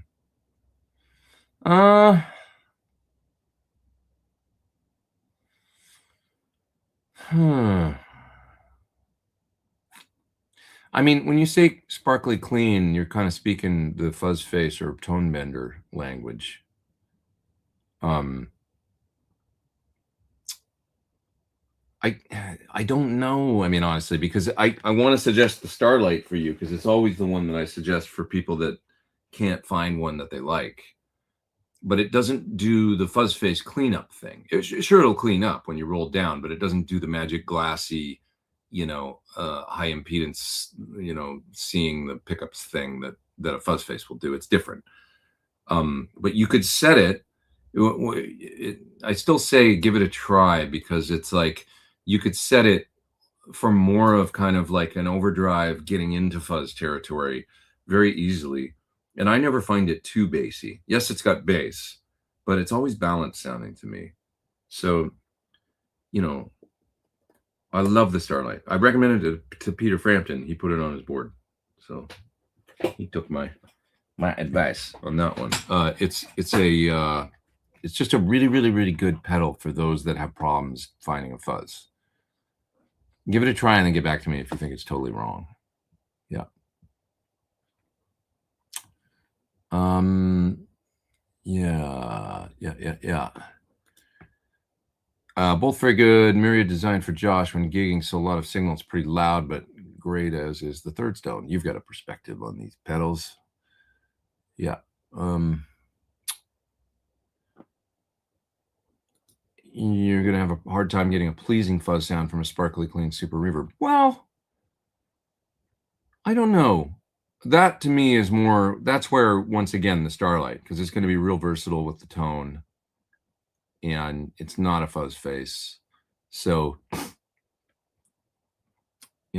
think there might be something there for you. Yeah. You can still go into a super with the bright switch on and then just dial the tone control back and get it dark enough that where it would work. Yeah. This is funny. Just kind of alluding to what we were talking about earlier. One of my students asked me sometime back, what's a Van Halen? For sure. Yeah. I got an Uber to the Lennon Claypool Delirium and the driver was unfamiliar with the Beatles.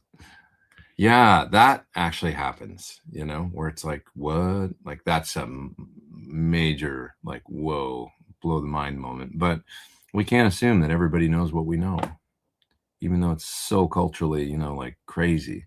I mean, think about how it is for some of the, like Carl Perkins or Dwayne Eddy or some of the early rock guys. I mean, there must be all kinds of kids that have no idea who those guys are now, which sucks, right? Little Richard must be like, who's that? Like, and yeah, it's crazy. But it was so good to be born in the 60s or 70s for rock music. Yeah, I agree, Andy.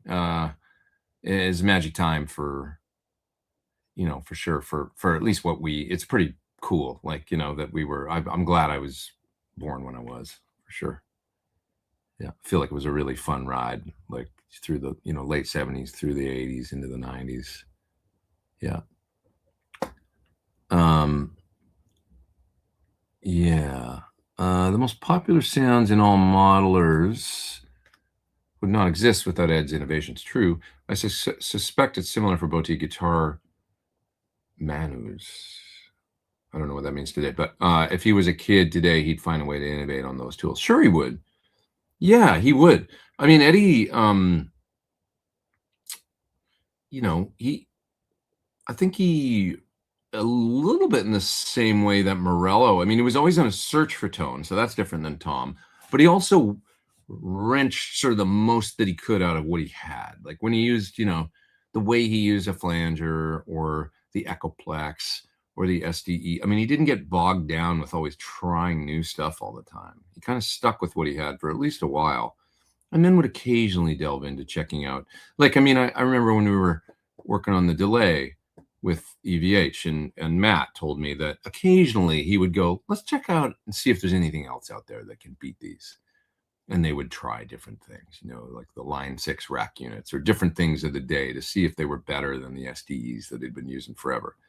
And I don't think he was opposed to moving to those different units if they sounded better. Matt just said that they often did not, that it would be like, no, I'm good.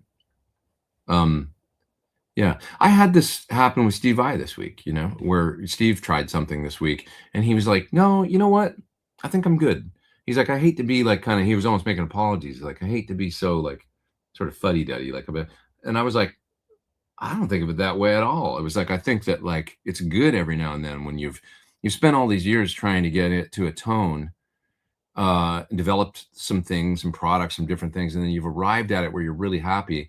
It's only stands to reason that every 5 years after that or something, you're going to go, I wonder if there's something else out there that betters my thing and then you go, no, my thing's still really good. And it's like, I love that feeling actually. So I kind of said that to him. I was like, yeah, that's not something I think that needs no apology. It's like, it's awesome when you're happy with your thing and you just get your feet wet checking out other things. And then it's like, no, I'm good. Like my thing was, it's almost like, that it's inspiring almost when you go back to your thing and you're like, yeah, this is great. Like I'm so happy in my zone, So anyways,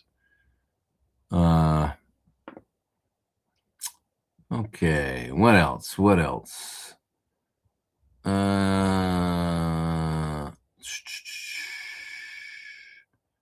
What else? Looking through the chat.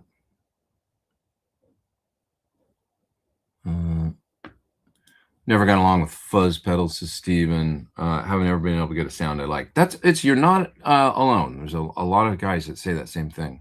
Yeah. And then some people, it's like, they just love them, It's a confusing pedal to me that way. Why that is, I have no idea why that is, why some people get along better with them than others. Yeah. Okay. What do you think of the pedal pawn fuzz? Is that, I have a pedal pawn pedal that's the Texas, it's like kind of lends a real glass to the tone. Is that the one you mean? I don't know where that pedal is. I had it right over here though. I'm wondering if it's the one that I'm thinking of. It's kind of like Stevie Ray Vaughan in a box. Might be a different pedal, but I really liked it. It just kind of did this glassy thing to the tone. It's white with like blue print on it. Is that the one you're talking about? So many pedals out, it's hard to keep track of. I'm sure they make a bunch of different pedals, pedal pawn. Yeah. Yeah.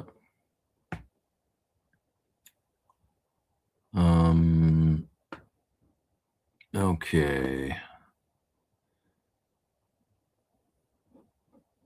The new Sunset Reverb 2 is not Atmos ready, like Seventh Heaven Liquid Sonics or Fab Filter Pro 2. I do like that Sunset Reverb. I'm on the fence. I have to give it a try. Is it a brand new version or a free update to the old one? I love the old one. It's great. It's just easy to use and sounds good.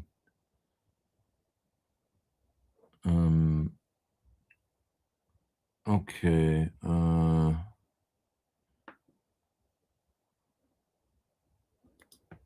Some people see a musician on social media. I have no idea there's a life outside of social media.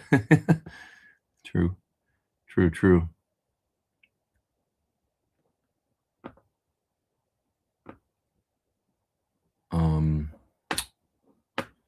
Tom is a scary good guitar player. Mr. Bukavac, he really is. Yeah. He's just musical. It makes great choices, I mean, he's got the chops and the knowledge and all that, but the magic is really in his sensibilities, right? I think the right thing to play at the right time. Yeah. Rush is playing tonight on the Junos. Really? Are you serious? I didn't know that. I gotta wait. Hold on a minute. Stop the presses.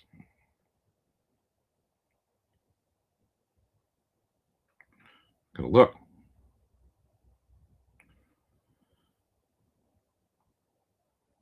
Tease surprise ahead of. Really? Man, how do I watch the Junos in LA? I wonder if I can watch the Junos. Surprise Rush appearance. Ooh. Okay, thanks for letting me know that. Gotta try and I'm sure it'll pop up on YouTube instantly if I can't watch it live, but maybe they're just doing a like a giving an award or appearance or something. That'd be amazing though if they actually were to play something on the Junos. That'd be so cool. Junos, for those that don't know, are the Canadian Grammys. Yeah. Can you ask John to update the Sir website so I can fecklessly covet products that are actually available? Is it kind of spotty as far as what's available and what's not? I'm not sure about that. What do I think of the? Oh, there's another about the pedal pond fuzz. We talked about that. Love to have you have Andy Wood on. Listen to you two talk shop. Make that a three-way with Leon Todd. You are all my most admired guitar players. That's a good idea. I like that idea. I really want to see Triumph on this tour. Yeah, that's another inspiring. The fact that Phil's doing it and Brent and Todd and all involved, that you couldn't get guys that are more appropriate Canadian rock fans and badasses themselves to be involved to bring that music back to life and do some cool stuff. So, yeah. Getty has an insane baseball memorabilia collection. Yeah, he seems like he's really, really into baseball for sure. So, does Lauren know there might be a slight chance he might have to be in drag on? Oh, he'll totally do that. Yeah. Crab Guts. That's right. Me and Lauren did a cover band for 10 minutes where we played a couple times in Pasadena at the Old Town Pub. I was there on Friday night, Old Town Pub, just for a minute. Yeah. What else? There's a super chat. I should split soon, you guys. But I'll hang till another 10 minutes. You're such a great guy. You still have time to comment on the Intruder. Intruder's a great track. Sure is, Andy. Thanks, Andy. Appreciate it. Yeah.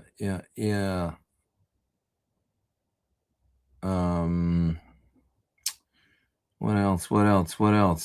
All EVH guitars are like, is that right? All your EVH guitars have this countersink? I just couldn't remember because it's so stealthy. And then I thought, I think there is a countersink around it because the way that it goes around the back is so cool. It's hard. You can't really see it, you know? So that's nice. Gets the bridge a little lower in the body and just kind of makes the nicer on the right hand and all that.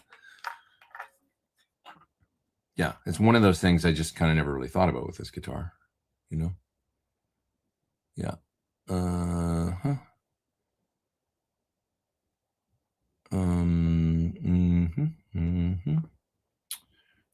What else?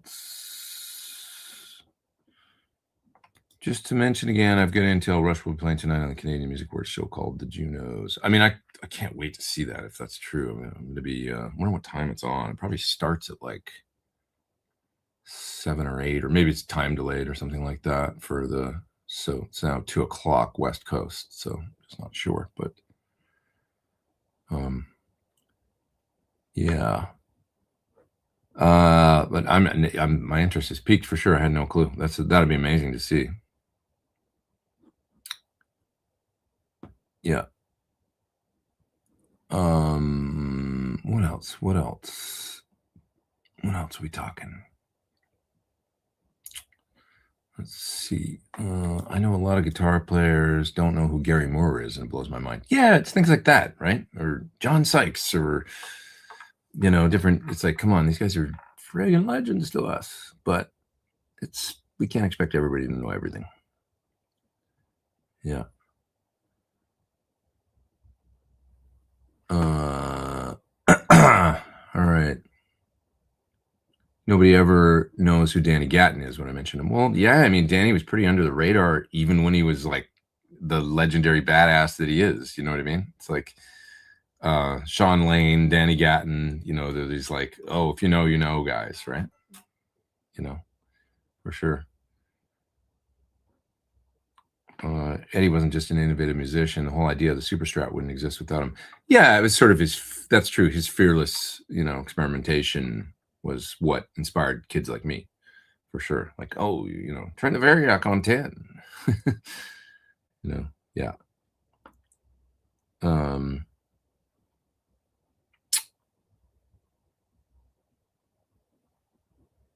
Okay, what else? What else?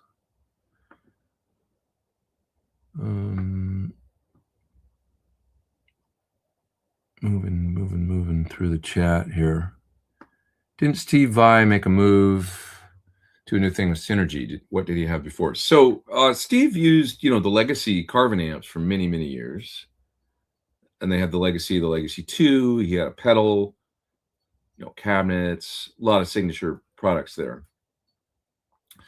And then eventually as Carvin, I don't know how Carvin kind of became Kiesel and what happened, but amps went by the wayside, and then Steve was kind of, I guess, sort of, free agent at that point, and I believe was approached by Synergy and adopted that approach in technology, the chassis, with the slip in, his module. His module is really great, by the way. And, I now know Steve's tone pretty intimately. Well, I've got his module right here. Unfortunately, it's just 1 sec so that I don't make a mess here. I have some Synergy modules right here. There we go. We can take a look at it.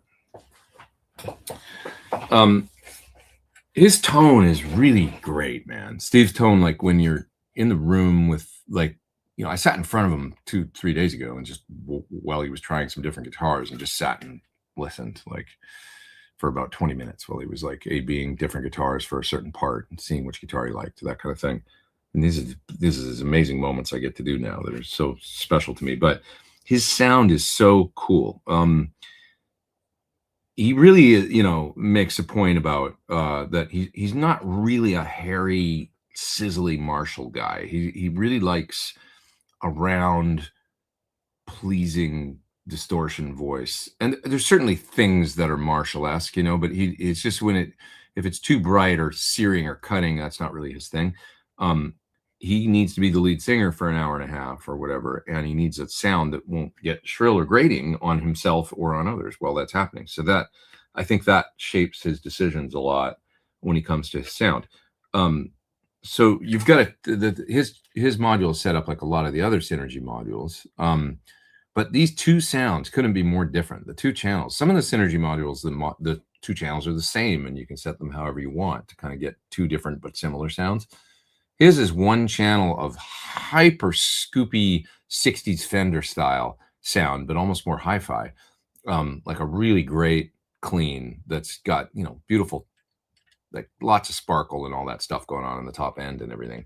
And then the other channel, his lead channel, is really got a great, if you want a nice lead voice, like without pedals, no pedal required, that's smooth and still rocks, but doesn't have, any kind of that like super hair or anything grating on the top end. This is where it's at, man. It's like there's a real huge difference between the two channels in this and the sounds that you can get. So it's a nice alternative if you maybe have a plexi or some kind of like module like that or something, Marshally, the JMP kind of Marshall thing. But then you're like, I want a kind of smooth, modern, singing, sustaining, high gain thing. That's not exactly a Marshall. It's got a boost and a bright. Let me see here. Yeah, bright and fat on the gain channel, bright and fat, and then boost and bright on the clean. And the clean is clean, but boost might give you a little bit of grunt. But it's been a minute since I plugged it in. But this, my memory of it is, and then I've heard him playing through it all, for last year and then all the last week. And just the gain channel with the bright and the fat and the volume-based treble. It's all you need, really. It's just killer. Really, really, really good sounding. And then he uses a Fryette power amp. So Fryette 1 rack spacer. Yeah. Have you ever jammed with Stevie Salas? I have not. I know I'm well aware of him, but I never had the opportunity to play with him. Thanks for the super chat, though. Appreciate that. Enjoy your favorite cup of Joe on us. Thanks, Suzanne. Appreciate you. Learned way too much about fuzz today. Yeah, we talked about fuzz a lot, but that's good. It's good. It's good. Yeah. Yeah. Sunset is not a free upgrade, but there is a $50 coupon to get it for $99. Oh, interesting. Well, I'd be happy to do that because I like the previous version. Any recommendations on a combination delay reverb?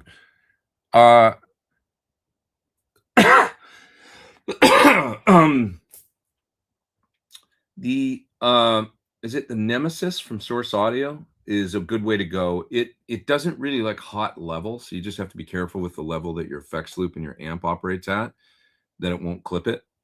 The PT15 has a relatively hot level, and you got to be careful with it in that loop, I found. But it is a great pedal, so that's one way to go. Real Simple, Earthquaker makes one, and I can't remember the name of it, but there's a good Earthquaker simple reverb and delay. Let me find the name of it.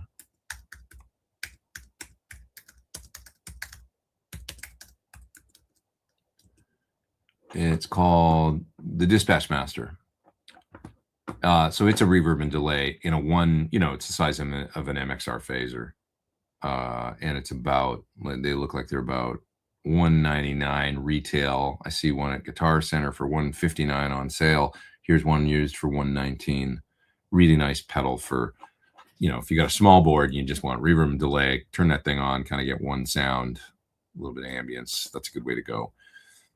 Beyond that, getting something like a VP4 so that you can do reverb, delay, and a million other things, at about $599 is a great option, I think. So there's 3 different kind of price points, I think. The Nemesis for, it's about yay big, and it'll do reverb and delay, very adjustable, presets, the whole 9 yards. The Earthquaker for a simple way to get there for under $200, maybe as cheap as $120. And then something like a VP4, which kind of does it all. It's three recommendations. There's Peter with a super chat. Thank you guys for the super chats. Excellent show. Thank you. Videos this week. LA clinics down the road. I've been asked about doing more clinics this year, and I've got time in the fall, so that might be something that I get into maybe September, October to fill a little time before it comes time to go back on the road again in January with the Classic Rock Show. So I'd be down with doing some clinics. I'm not sure LA or otherwise, but I've been asked by Sir about doing some more. So I'll be definitely into it. Yeah. I think I have to pee, so I guess it's time to sign off. But thank you for your super chat there, Peter Evans. I appreciate you always being here and asking the good questions. Videos this week. I have a video for that parametric EQ pedal that I still haven't put out. I got to edit it and put it out. I'll get to that over the next week or so here. I'm just trying to get into tour and keep my mind focused on Seattle, in Seattle in a couple days. I got to hit that stage and play some kick-ass songs with my heroes. So I got to keep my mind on the ball sort of for the next couple days. But once we get into the tour proper, things become a little more regular. Then I can focus maybe on editing that video and getting it out on the YouTube. Live in 2 hours. Well, I'm so excited to see what's going on. CBC Music. Is that like can I watch CBC Music? Anybody know if I can watch that on the internet? Maybe I can watch it on YouTube. What do you guys think? Let me open up another YouTube page. Let's see if we can watch CBC Music YouTube. I don't know. CBC Music YouTube. Is it something that we can watch? Yes. It's the biggest night in Canadian music. There it is. We can watch CBC Music YouTube channel live. Juno Awards. Oh, isn't the internet wonderful?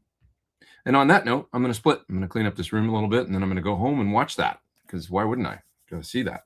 That's amazing. Maybe I'll see my friend Lauren. Who knows? All right, everybody. Have a terrific week. Next week, let's see where I'll be. So I can give you an idea of what's going to happen with the Sunday Live. Sunday, I'll be playing in Reno. Should have time that morning to do a Sunday Live, I would think. Yeah. Because of our tour schedule and how it works and stuff. So I should be here, same time, same place, but not here. I'll be in somewhere in Reno. I'll be in Reno. Let's do it live from a slot machine. 11:30 a.m. Eastern, Western, Pacific. You know what I mean. Sorry. It's time to go. I'm going to pee my pants, so I got to get out of here. Thanks for all your super chats and your kindness, and be nice to one another. Have a great week out there. You're a great community. Love you. Glad you guys are all here each and every week. Appreciate you. And watch the Juno Awards tonight, CBC Music. That's great. And for whoever brought that up, Trolls there, thanks for the info there live in 2 hours. And to the other folks that brought it up, I appreciate you guys because I had no idea that was happening. I would have missed it. All right. Take care, guys. Over and out. See you soon.